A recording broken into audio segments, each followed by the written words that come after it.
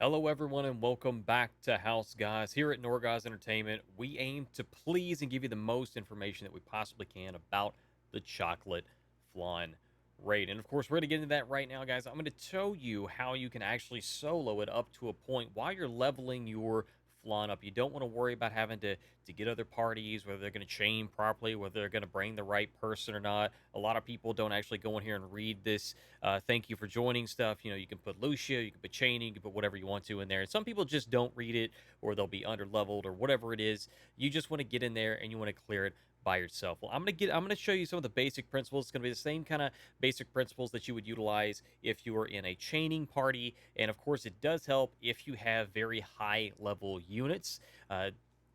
You may have to do this more than once if you don't have very high level units. I am going to be utilizing Lucia and Yerma, and I'm going to have Yerma using her thief sub job. And the reason I'm going to be doing this is so that she can actually use steal time. You can do this 3 times in a match. It only takes TP. So you're going to be able to build agility, and you're going to be able to build your AP off of using that as well. Now, there is a strategic use to using steal time. You don't want to just rush in and use steal time right away. There's a little bit of a strategy to it. Now, I do have the Ranger sub job right now. However, I think makes a little bit more sense to have Monk sub job if you're going to be going in alone, because with this you can use Store. I only have it level 1 right now, but as Store does build a good amount of attack for the next turn, so it'll help you with getting started with your damage for the very first startup. But the most important thing, of course, is to get your AP built up. So let's get in here, and I'm going to solo this level 50 flan that I have that just spawned. We're going to go into the 2 players 4 unit section, and it's going to set up for 2 of my units.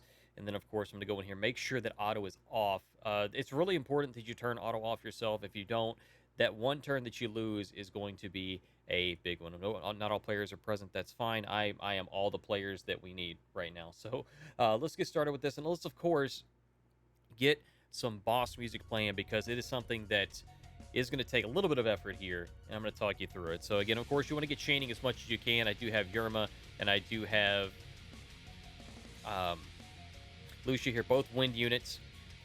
Attacking from the side and attacking from the back gets you more AP. If you're going to have to move with Lucia, it's going to make sense to move take a couple steps. So we're just doing that to build up AP, and then of course we will buff, and we'll continue to go from there. See, he's keeping his distance. He's a little shy. The flan's a little shy. Again, just using that to build up AP. Our main chainer is going to be Lucia, of course, just like it normally would be. And of course, I'm actually going to keep her right about there. We'll use Firing Stance, and then I'll probably use Store on the next one, because I want to get at least 60 AP, and that'll put me right at 60. I want to be able to chain, hit my chain 3 times, my chain ability 3 times. Of course, this I can build more AP off of this, and then of course we can start chaining. So once you get to about about 15 actions or so left, that's when you want to start being a little concerned about where you're at and what you're doing. So this is going to give me like, what, 8 AP? Whereas I could just take the 6. Can I hit him from here? I cannot. So yeah, we'll go ahead and hit Store, and I will wait.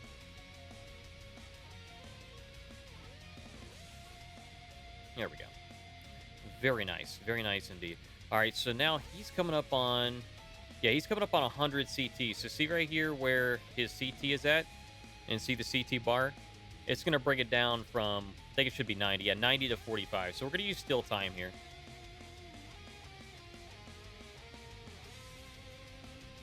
I want to get the most bonus out of it that I possibly can, and we'll start chaining. I'm only going to get maybe 1 or 2 out of this. Yeah, so that was a pretty good amount of damage.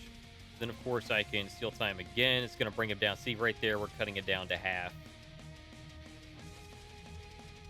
So I'm primarily doing this so that we can get Lucia chains, but as you can see, it doesn't show you the new place in the category until after you do it. So we didn't actually get anything from that, and that's what I wanted to show off, is that there's a strategy to it. So it was going to get really, really close, and it's like, okay, I'll throw it out there just in the off chance that we get an extra turn out of it, but we didn't. So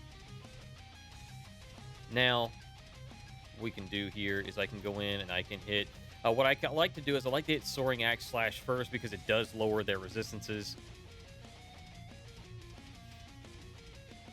And I think I'm actually starting late, so we might not. It's gonna be close. It's gonna come close, and then we'll just stay put. Can I hit him? I can. Good. So we're gonna quadruple shot. Just got him right at the tail end of that.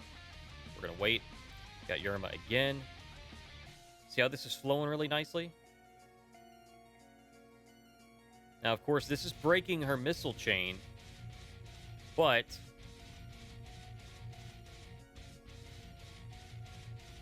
we're still able to chain here with the element.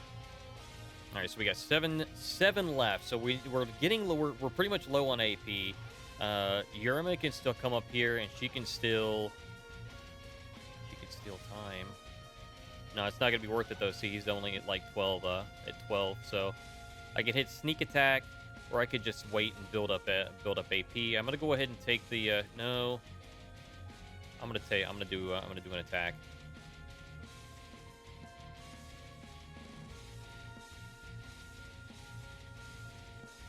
That might be a mistake. You kind of want to take the attack when you can, but this one, I'm gonna roll the dice.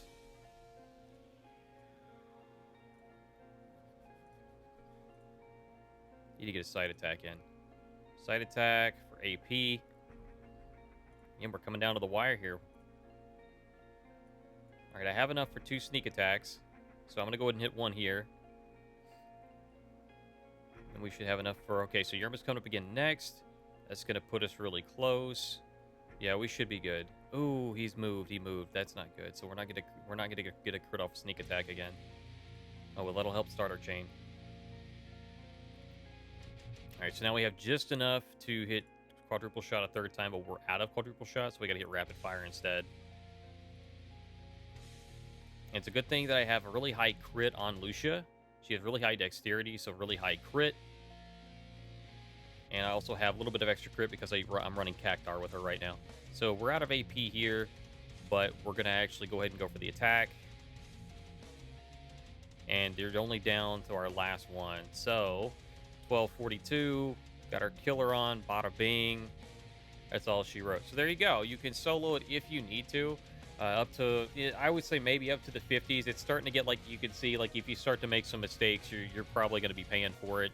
But somewhere around 50-ish is that you can solo it up to. This is my own flan, and I imagine you're going to see some of the similar tactics with just about every raid. You want to get your chains in, get your debuffs in, make sure you're building AP in the beginning. As you noticed, I had to build AP partway through. It's probably, I try to get to somewhere around where you've only got 20 turns, right? Including your initial turn. So that's 20 turns total, and you have once you get down to about 12-ish, that's when you want to at least start your chaining. You should have enough AP built up at that point. There we go. As you can see, it's just me. That's all. Victory! All right, so hope that helps out. And of course, if you guys haven't actually been getting your raids, just make sure that you check. Because right over here, it doesn't say anything, doesn't show anything.